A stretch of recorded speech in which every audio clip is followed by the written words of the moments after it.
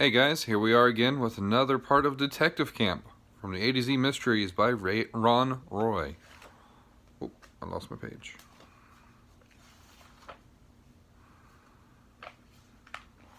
Alright, sorry about that. Chapter 3. Mademoiselle is living in Darby Lodge while she cleans our poor old paintings, Bessie Darby said. How are they coming, dear? The woman bowed slightly. Very well, Mrs. Darby. Only a few more and I will be gone, and you will have your dining room back again, she said, and with a French accent. I can't do French, sorry. May we watch you clean a painting? Ruth Rose asked. Perhaps. If you have some free time later, come to visit me, yes?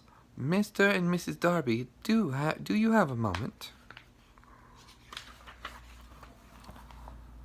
Of course, mademoiselle, Mr. Darby said.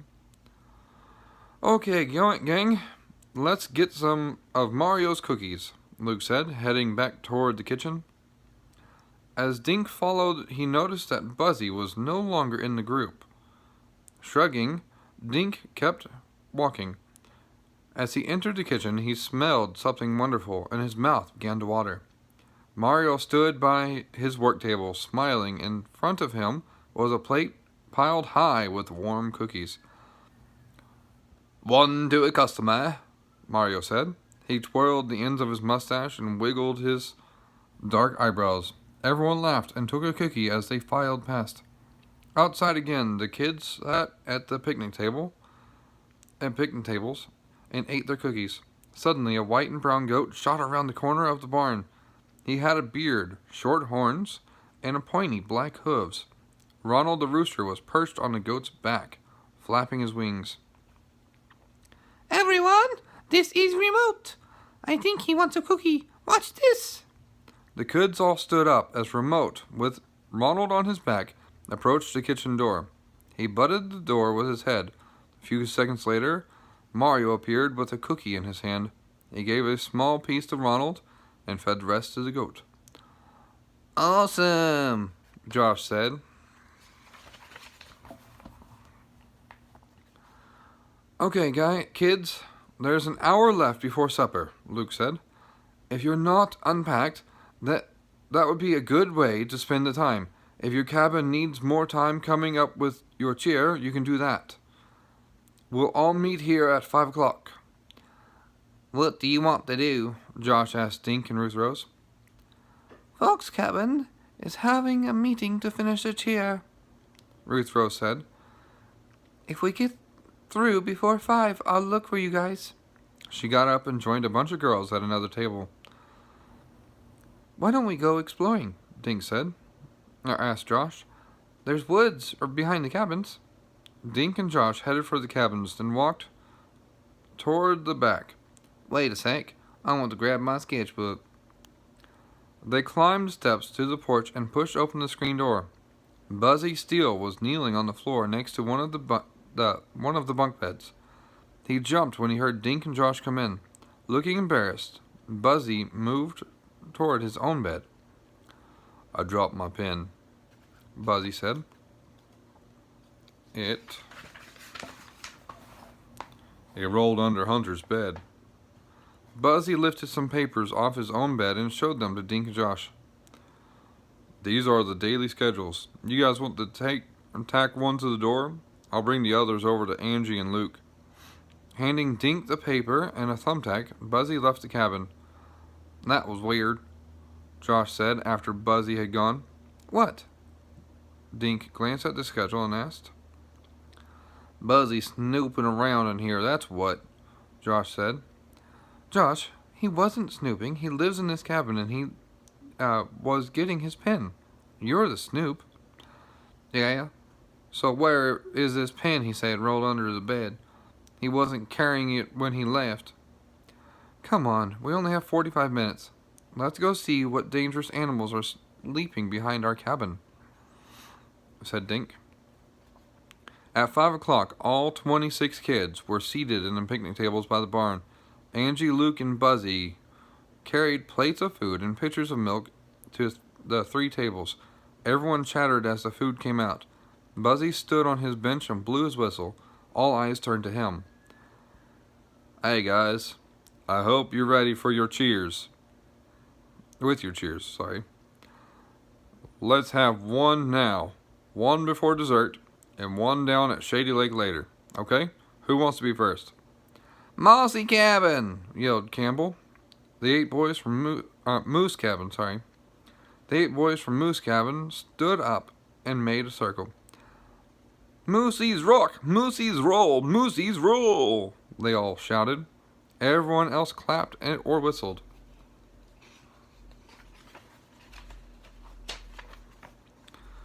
Just then the goat came around a corner. He sniffed the air, then trotted up to Dink's table with his mouth open.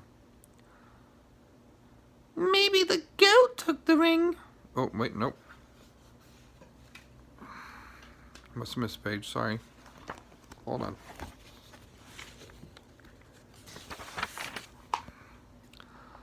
That was great, Luke said. Okay, let's eat.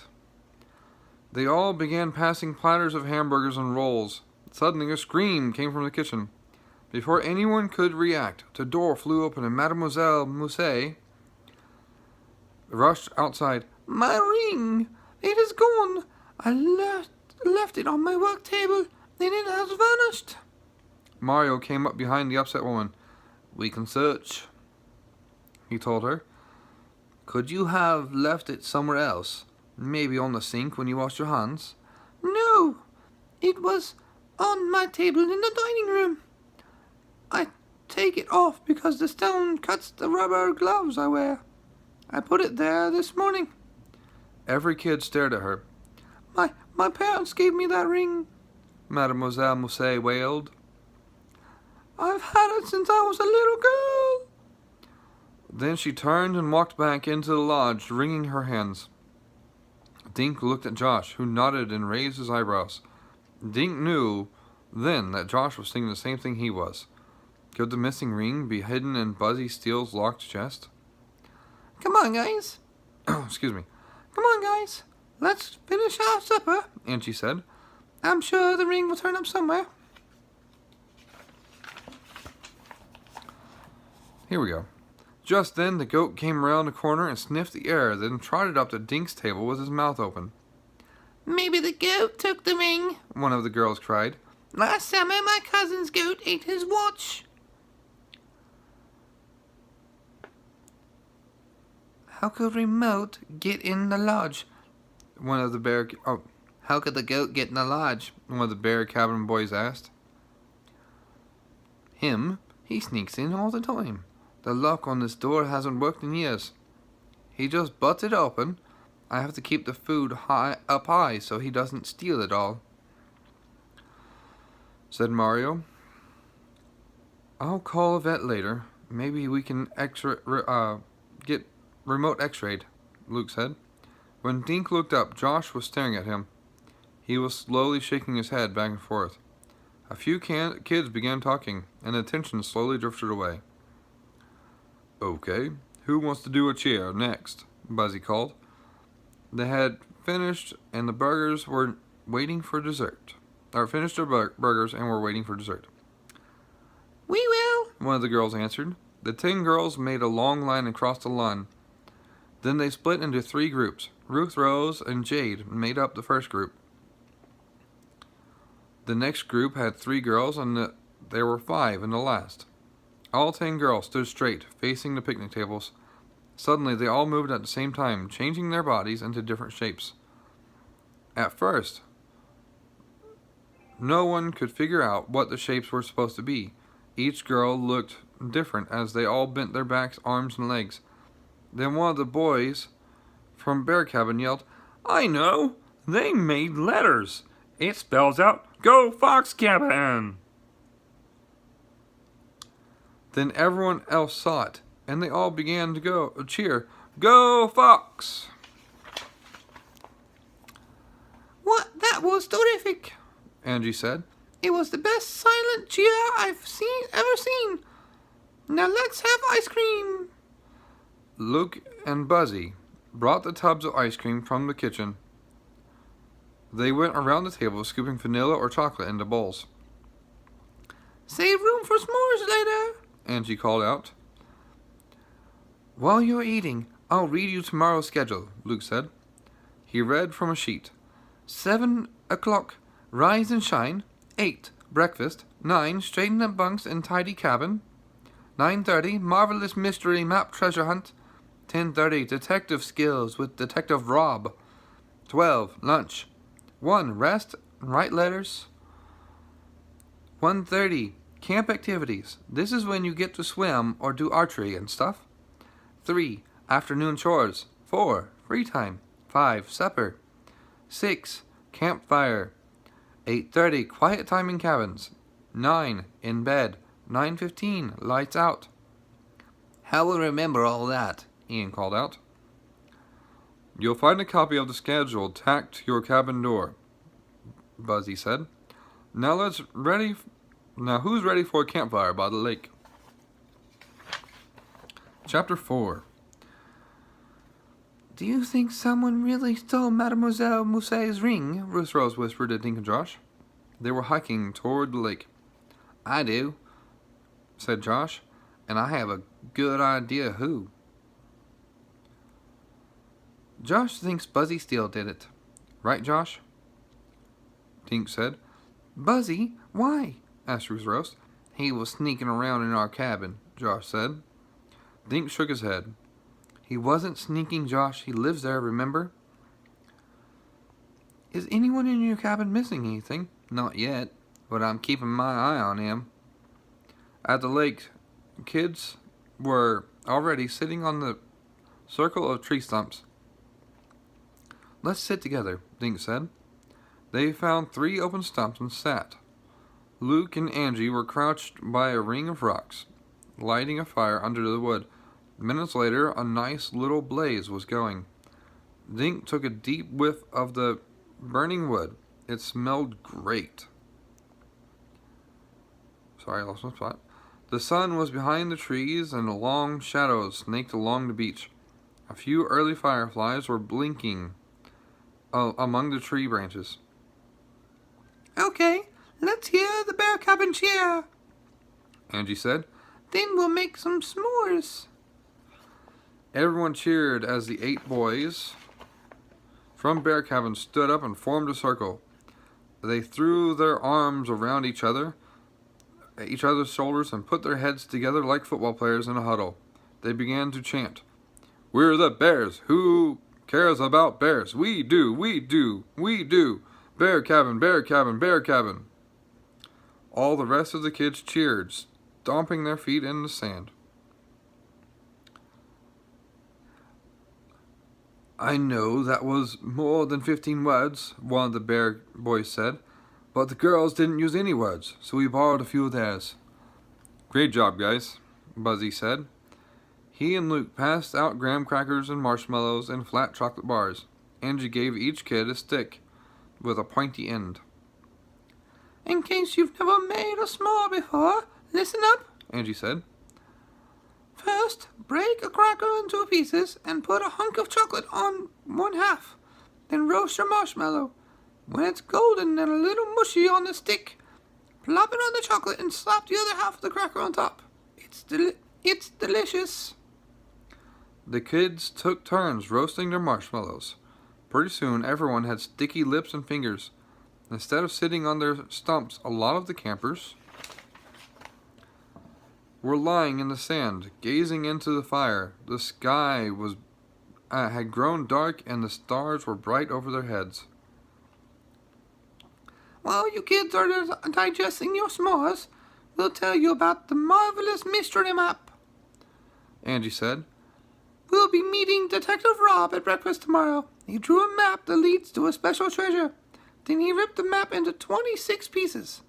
Luke, Buzzy, and I hid them all over the camp. Each of you has to find 1 piece. How do we do that? Josh asked. Alphabet clues, Luke said. Buzzy, Angie, and I wrote the letters of the alphabet on 26 cards. Each of the map pieces will be found in a place that begins with a certain letter.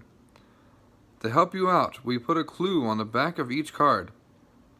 You'll each pick a card out of a hat tomorrow. I don't get it, Campbell said. Okay, here's an example, said Buzzy. Suppose your card has the letter W on the front and a piece of bark taped to the back. Where would you go to look?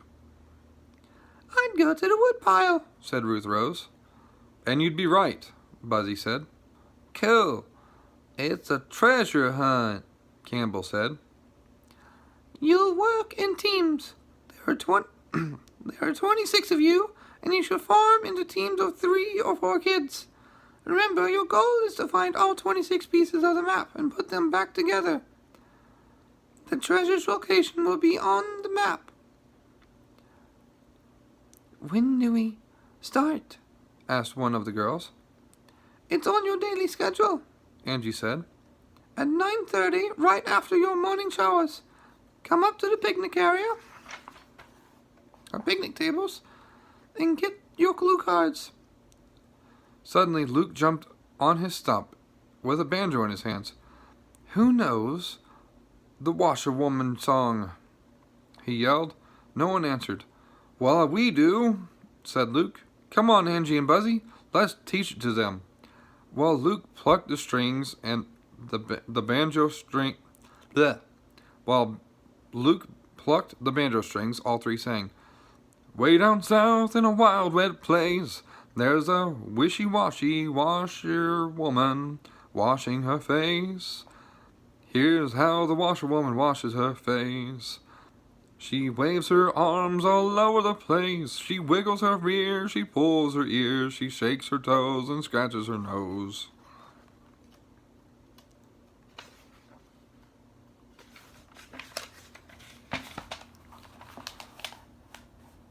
And that's how the washerwoman washes her face. Now, everyone stand up and try it. You have to make all the motions. Anyone who laughs has to sit down, and the last person standing is the winner. Luke started them off with his banjo. Now sing, way down south in a wild wet place. All 26 kids started singing. Within 5 seconds, they were all laughing and falling in the sand. I guess it's a tie, Luke said, grinning. Tomorrow night, one of you can choose a song. Now let's put the fire out and head back. Not so fast, Buzzy said with a big grin on his face. Angie, tell the kids about the Shady Lake Monster. Oh, they don't want to hear about the Shady Lake Monster, Angie said, smiling at Buzzy. Yes, we do, 26 kids screamed. Oh, all right. It was very dark now, and cooler. The kids leaned closer to the fire. They got quiet as Angie began speaking. Long, long ago, a forest ranger was camping near this very lake in July. The next morning, other rangers found just his hat, and the man was never seen again. The following year, again in July, another person disappeared from the banks of Shady Lake. Angie pointed out at the dark water. This went on year in and year out. Every July, a person walking near this lake would disappear, never to be heard from again. Sometimes adults disappeared, sometimes it was children. 10 years ago, a whole bunch of kids.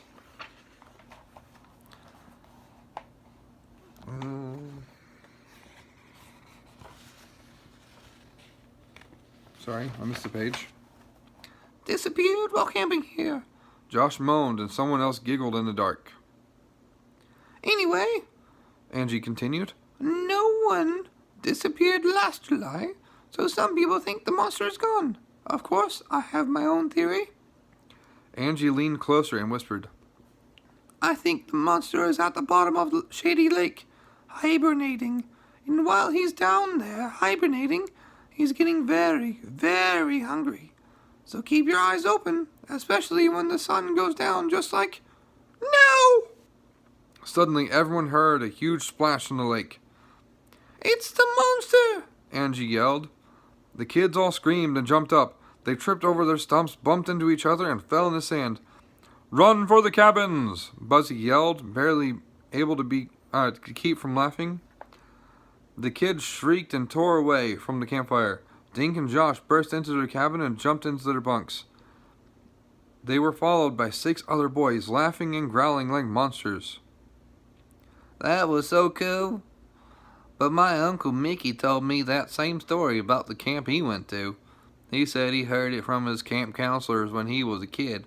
Buzzy, Angie, and Luke are having a good laugh down there now. What do you mean, made? What made that splash? Josh asked.